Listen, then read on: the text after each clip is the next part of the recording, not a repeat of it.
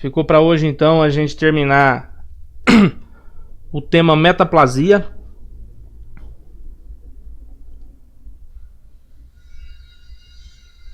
É um tema razoavelmente curto. Ele não é tão extenso igual os outros que a gente viu, não.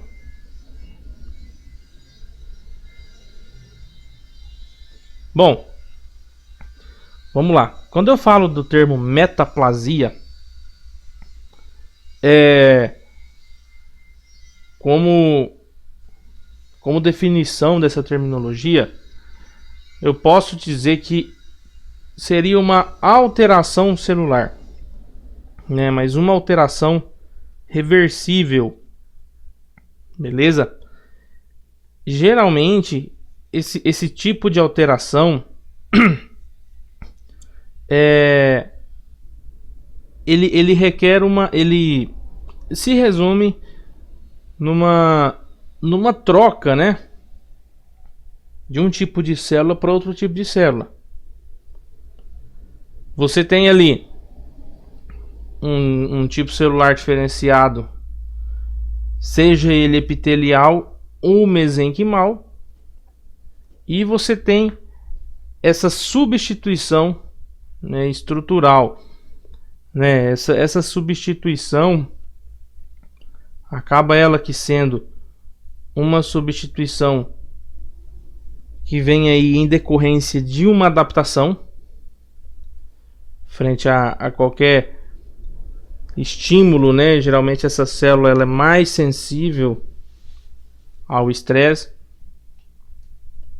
Então,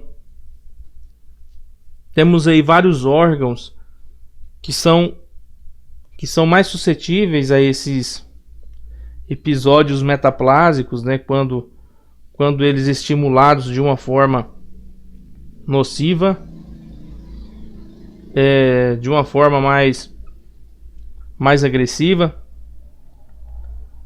E geralmente esse tipo de célula ela sofre essa substituição, ela sofre essa adaptação para ela se tornar mais forte aquele tipo de estímulo. Ela torna-se mais resistente àquele estímulo nocivo, né? Suporta mais aquele ambiente hostil. Então ela vem ali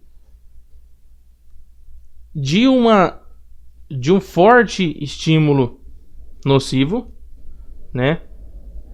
Então você tem a troca do tipo celular, a substituição do tipo celular para essa célula se tornar mais resistente àquele estímulo nocivo, ou aquele ambiente ali que ela está sendo exposta. A metaplasia mais comum é a metaplasia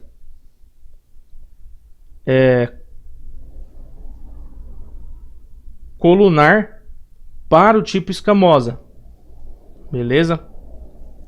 Onde a gente mais encontra esse tipo de alteração, essa metaplasia epitelial, geralmente é no trato respiratório, né, no aparelho respiratório do nosso paciente. São aqueles pacientes tabagistas, né? É o tabagista crônico ali, aquele paciente ali que fuma 15, 20 cigarros por dia. Posso citar só o tabagista? Não. Posso citar também aquele paciente que chega no teu consultório,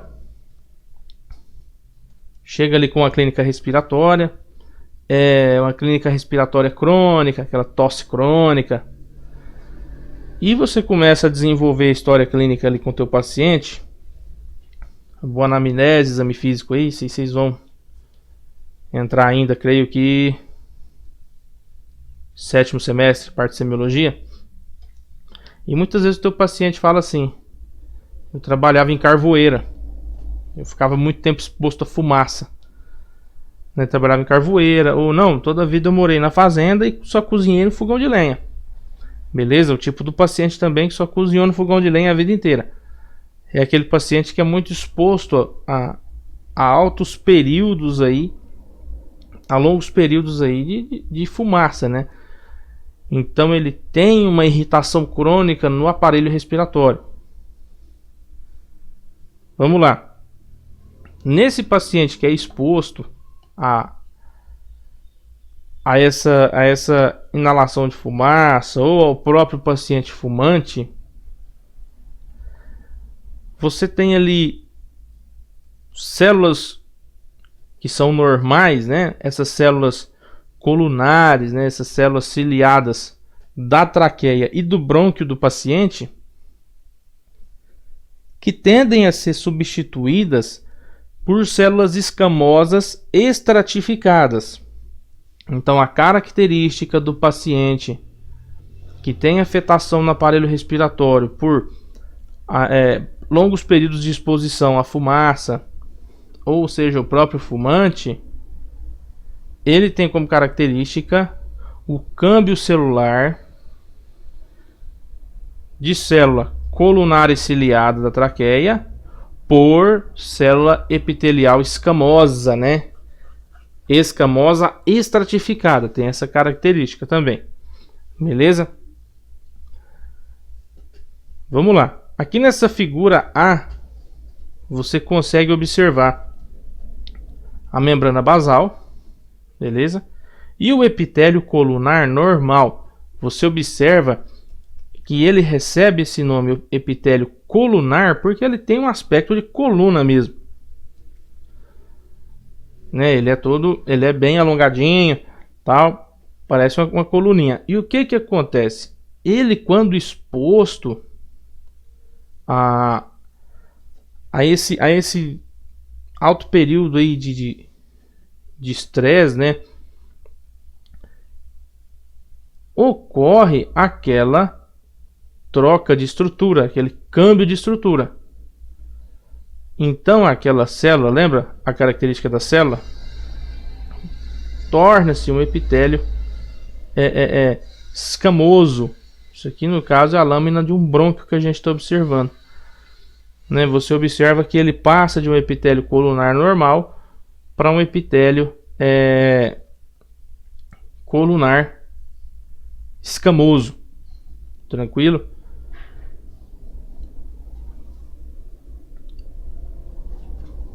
Outras situações. Cálculo no ducto excretor de glândula salivar, ou no pâncreas, ou na bile, né, nos dutos biliares, também podem causar alteração do epitélio colunar secretor normal por epitélio escamoso estratificado. Como assim? Vamos lá. Vamos citar o paciente da vesícula aqui, o paciente que tem obstrução do duto biliar. Você começa a ter uma retenção enzimática ali dentro daquele conduto e dentro da própria bile, certo? O que começa a acontecer ali? Aquele epitélio daquele órgão, daquele duto salivar, daquele duto pancreático, começa a sofrer esse câmbio de estrutura celular porque ele está sendo exposto àquela enzima que tinha que ser secretada do duto salivar lá para a cavidade bucal e lá do duto pancreático, do duto biliar, tinha que mandar para o estômago, né, para o aparelho, pro resto do aparelho digestivo. Essas enzimas aí que ficam retidas ali, elas têm um alto poder degradativo, um alto poder de irritabilidade ali, de mucosa, se está no lugar errado, tá? Então o que acontece? Essa vesícula, esse pâncreas, começa a sofrer esse câmbio celular. Daí é onde vem a tal da pancreatite crônica. Quando você faz uma colecistectomia, você opera teu paciente de vesícula, você já não tem aquela vesícula mole, mais aquela vesícula branda, aquela vesícula que está cheia de cálculo, né, que tem pedra obstruindo ali o duto biliar. É aquela vesícula já mais rígida, uma distensão, está distendida, está rígida, ela não tem aquele mesmo aspecto normal mais. Tá? Foi muito tempo exposta àquele acúmulo de bile ali por muito tempo, devido à obstrução lá do duto. Vamos lá. Para eu ter esse câmbio celular, né? Esse próprio câmbio de estrutura me gera problemas. Muitas vezes ele se torna aí um epitélio mais um epitélio, uma capa mais grossa, mais rígida para suportar aquele estresse. Só que o que acontece? Começa a se perder os principais mecanismos de proteção contra possíveis infecções, porque você teve uma troca de epitélio ali. Um exemplo, no próprio epitélio do aparelho respiratório, do trato respiratório, você começa a ter uma perda daquela proteção. Você começa a ter uma perda da secreção mucosa e da ação ciliar do epitélio colunar. Lembra lá atrás que a gente viu aquela lâmina? O epitélio colunar em cima tem tipo uns cíliozinhos assim por cima dele. Então você começa a perder aquela ação ciliar do epitélio colunar. Aquilo é como uma proteção. Então começa esse paciente teu respiratório, esse paciente que vem aí, esse paciente que é muito exposto a esse mecanismo agressivo, esse mecanismo lesivo, a ter contaminações, ter infecções de trato respiratório recorrentes. É bem normal nesse tipo de paciente aí. Um paciente que tem uma pneumonia aí pelo menos 2 vezes por ano, tá? Um paciente que ele tem uma sensibilidade maior do aparelho respiratório. Então, o que acontece? Você tem esse câmbio celular que o próprio epitélio faz ali na intenção de se proteger. Ele se protege contra o estímulo nocivo, contra aquele estresse que ele está sendo exposto, mas ele fica vulnerável a possíveis contaminações, a possíveis infecções, porque ele começa a perder a estrutura de proteção fisiológica dele. Vamos lá.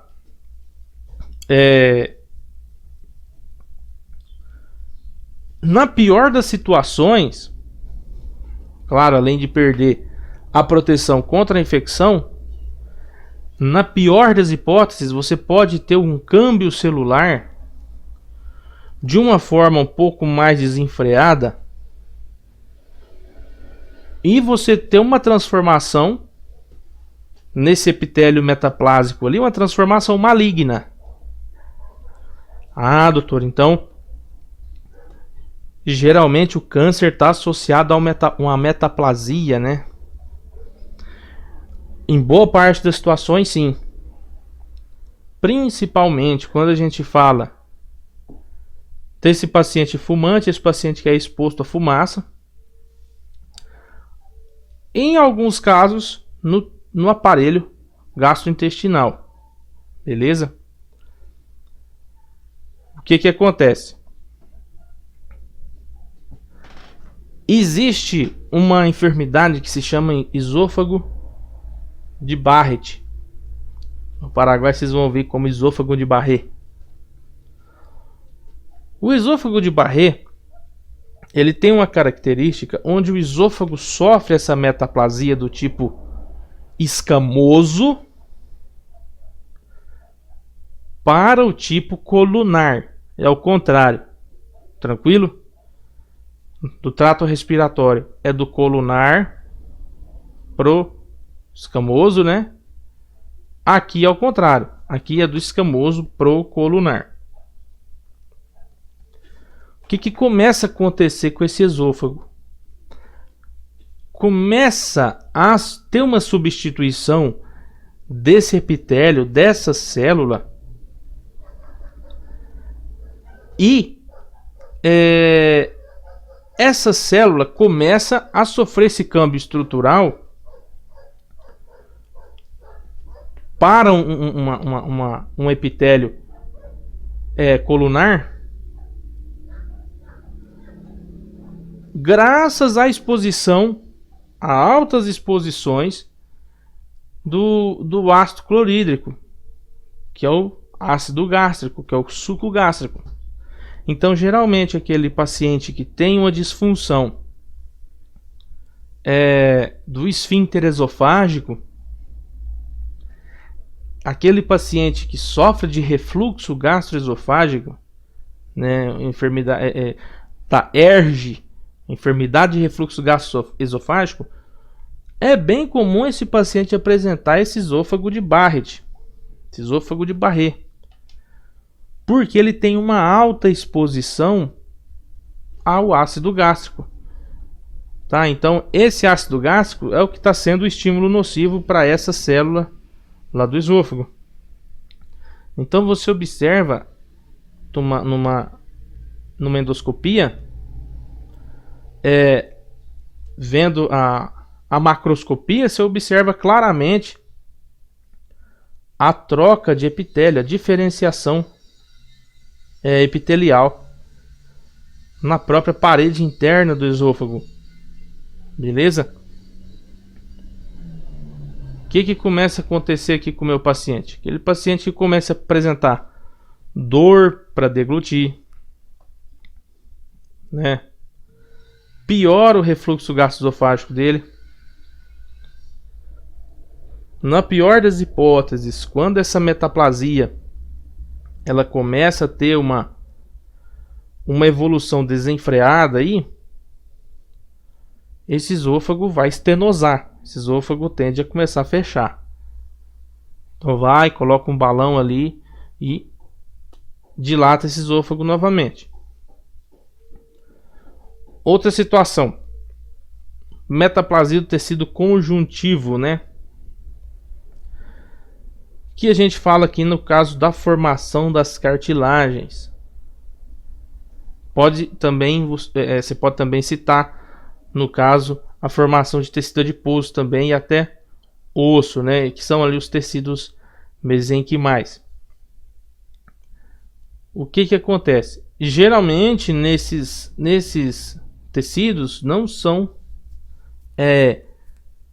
comuns conterem esse material aí, conter essa carga metaplásica do que nos outros aparelhos, tá?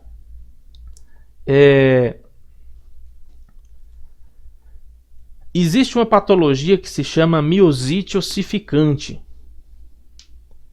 O paciente geralmente sofre hemorragia intramuscular.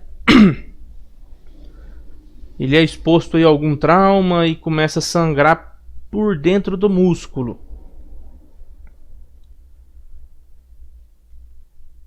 O mecanismo de proteção vai fazer com que cambie esse epitélio que está sendo exposto àquele derrame hemático ali, aquela hemorragia intramuscular, e você começa a ter a formação de osso dentro do músculo. Então, um exemplo que você pode citar da metaplasia de tecido conjuntivo é a miosite ossificante, que é o crescimento de osso dentro do músculo, tá? O paciente começa a falar, tá um negócio duro aqui, tá esquisito, tá? Eu sofri um acidente aqui, eu bati esse braço aqui na quina da mesa, não sei da onde lá, inchou, tal.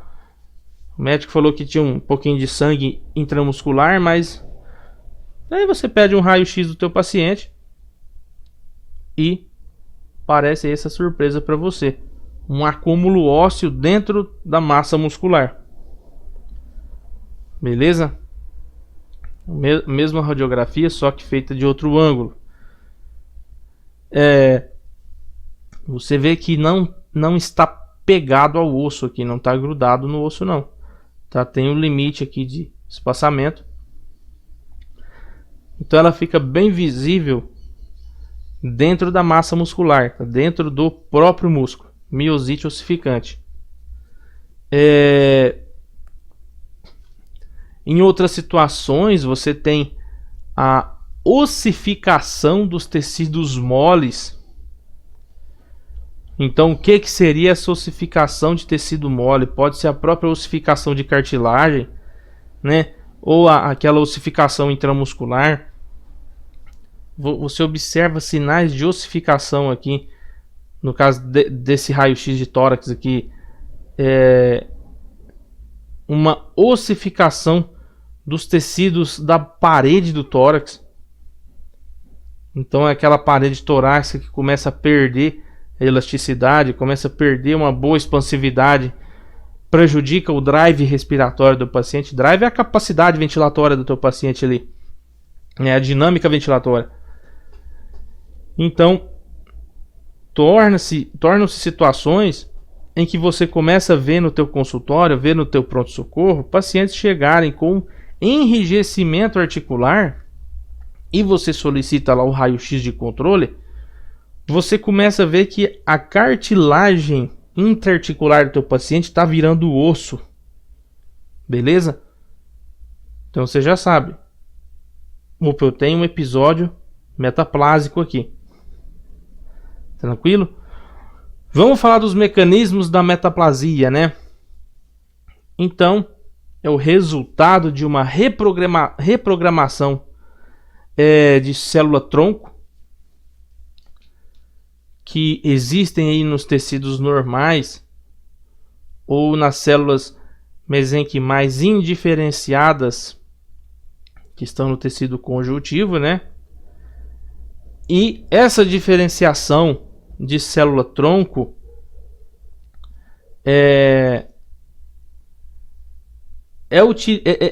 ela é causada, essa diferenciação, por sinais que eles tendem a ser gerados, eles são originados lá pelas citocinas. Beleza? Não só nas citocinas, mas no fator de crescimento e no próprio conteúdo, no próprio componente da matriz extracelular. Beleza? Isso tudo ocorre lá no próprio ambiente da célula. Beleza? Isso aí não é externo, não.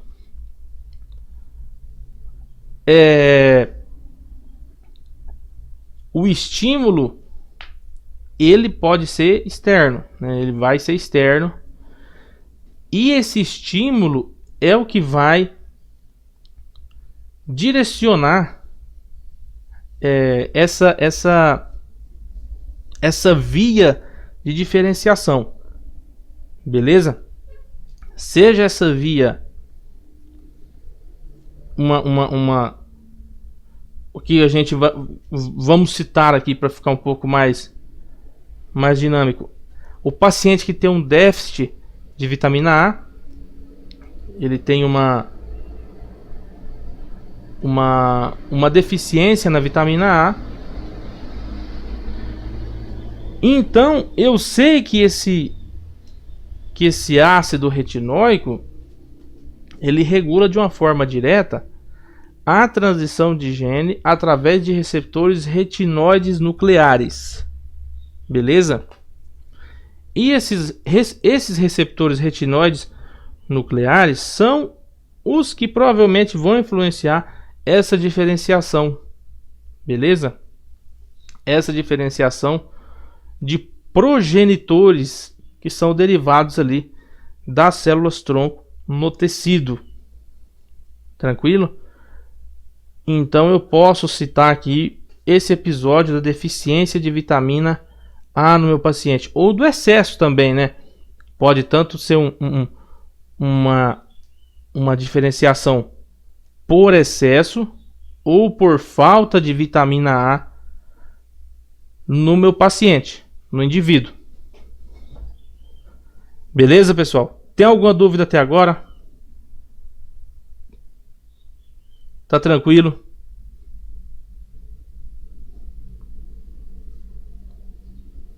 Bom, então nós conseguimos terminar essa parte de resposta celular, de adaptação celular aos estímulos nocivos. Falamos então da metaplasia, falamos da atrofia. Para recapitular, a atrofia é uma diminuição do tamanho, né, celular. Alguns mecanismos que eu posso ter por trás aí da atrofia, sendo ela fisiológica ou patológica, né? Sempre quando eu falo dessa fisiológica, eu posso citar como exemplo que é um repasso. O próprio útero grávido, pós-parto, beleza? Eu posso citar como patológico a redução da carga de trabalho, né? O desuso. Seja porque meu paciente não é exposto mais àquele estímulo, porque ele não trabalha mais de uma forma tão pesada, né? Vamos citar aí a musculatura esquelética, ou porque meu paciente aí tem alguma comorbidade que fez ele ficar parado, né? Uma própria fratura. Outra situação é aquela atrofia por compressão, né? Aquela atrofia à pressão. O exemplo que eu posso citar desse tipo de atrofia é o gesso, né? A compressão do próprio gesso cilíndrico ali no braço ou na perna do meu paciente. Quando retiro o gesso, está um dos membros ali mais afilados ali. Uma atrofia por desnervação, quando eu tenho a secção ali da inervação àquele órgão, aquele membro, eu posso apresentar aí um episódio de atrofia. A diminuição do suprimento sanguíneo, também chamada de atrofia senil, e a clássica atrofia por essa diminuição do fluxo de oxigênio, eu posso citar numa doença cerebrovascular, né? Uma enfermidade aí aterosclerótica, onde eu tive uma redução gradativa do fluxo sanguíneo, o cérebro do paciente idoso. Beleza?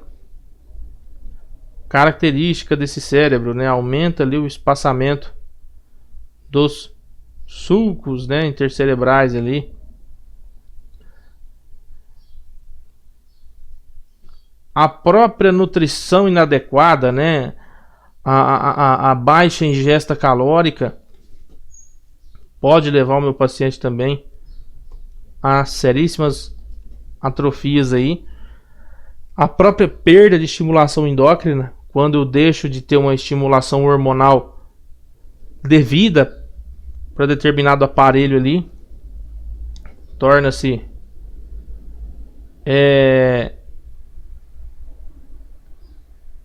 algo maléfico também, quando eu tenho uma baixa produção de hormônio. E finalizamos com a metaplasia. Então, como a gente falou da necrose, né? Necrose eu tenho por essa morte celular, eu tenho ela derivada por dois tipos, né? Pode ser ela fisiológica. A fisiológica eu posso citar a apoptose, a morte celular programada. Existem algumas patologias que causam apoptose também, mas a gente não vai citar elas não, tá? Tenha como referência a apoptose, a morte celular programada, de uma forma entre aspas, fisiológica, como a membrana interdigitálica, né?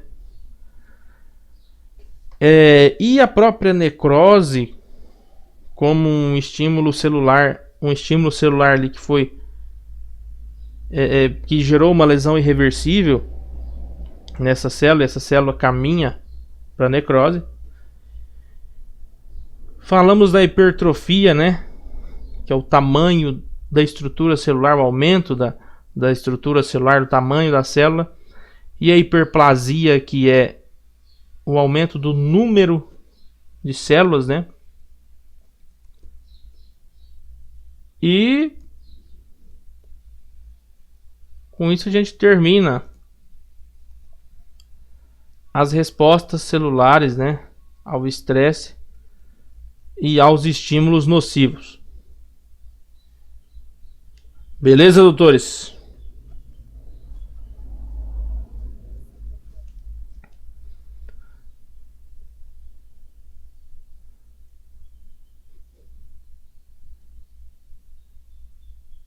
Pessoal, eu preciso passar um trabalho para vocês, só que eu vou passar a aula que vem, porque eu vou dividir certinho pra gente fazer esse trabalhinho aí.